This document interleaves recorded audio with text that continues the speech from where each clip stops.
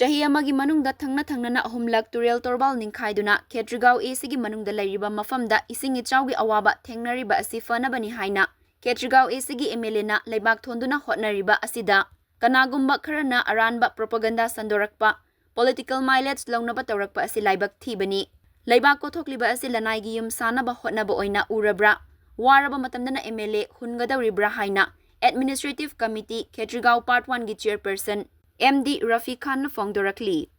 Wafamasi ngasi KIYC Club Kshetrigao Awang Lekaida Chairpersons of Administrative Committee Kshetrigao amadi Clubs of Kshetrigao na sinduna pangthokiba paugi mifam amada mahakna fongdokhibani.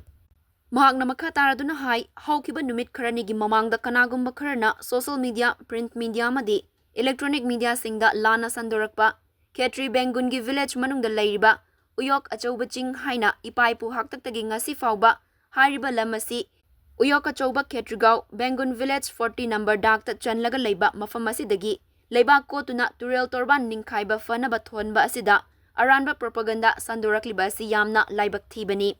chahi amagi manungda thangna ahumrak turel torbal ningkhaibadagi kaiduna Kshetrigao iril turel mapan amadi kongpal turel mapalgi akoibada lairiba mioising natana Kshetrigao esigi wangmada lairiba mafamsing ising ichawna awaba nanghankraba mayamadubu Kshetrigao esigi MLA na miyamgi yaifanabani haiduna hariba mafam uyok achauba ching hariba asidagi leibak lauraga turel torbal tholingai chairak asida kanagumma miyoi kharana masagi political gi khudong chaba laubagi mawongda miyamda lana sandoktuna lana uhanba asi yaningde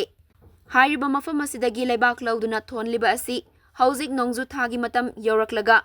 hana ahumlak kaikhraba turel torbal asibu semjinduna akoibada lairiba miyam prajasing asibu isingi chawgi khudong thibadagi koknanaba hotnaba asida kanagumba ichilenau singna lana sandokpa sing asidagi lepiyu karigumba makhatana masigi matangda miyam prajada maram chadana lana uhannaba tawraklabadi legal gi oiba action lokhatnaba sem saduna leire haina fongdokhi